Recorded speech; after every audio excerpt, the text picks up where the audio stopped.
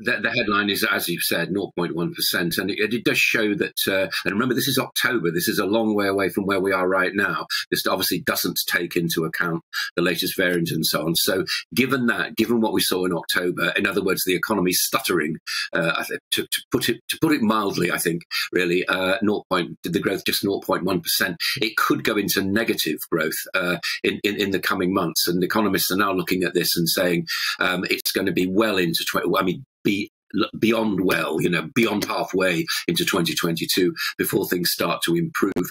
The only upside of this is I think it's now pretty unlikely that the Bank of England will raise interest rates on December the 16th when they next announce their decision. That's good. That's not good for savers, but nothing's ever been good for savers for the past 5 or 6 years. But basically, I mean, for borrowers, for mortgage holders and so on, it's not too bad. So that's the one little ray of sunshine in all this. So it does put that off. I mean, basically, we've been in October, we were eating out less, we were doing everything less. And of course, energy prices actually still are, of course, but then it was just the start of this increase. So you've got inflation, low growth. It doesn't look very rosy, actually, for early next year. So what are the markets made of the GDP figures, Michael? Well, as expected, they looked at them and thought, well, it shows a weaker economy.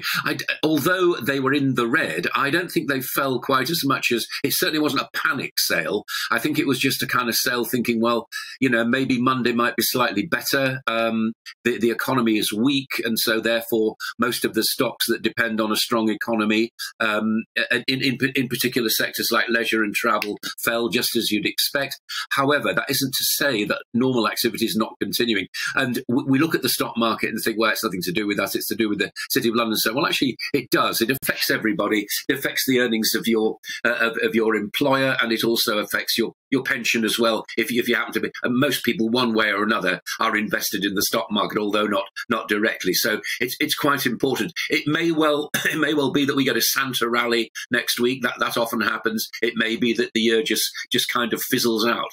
I don't know. It's been too difficult.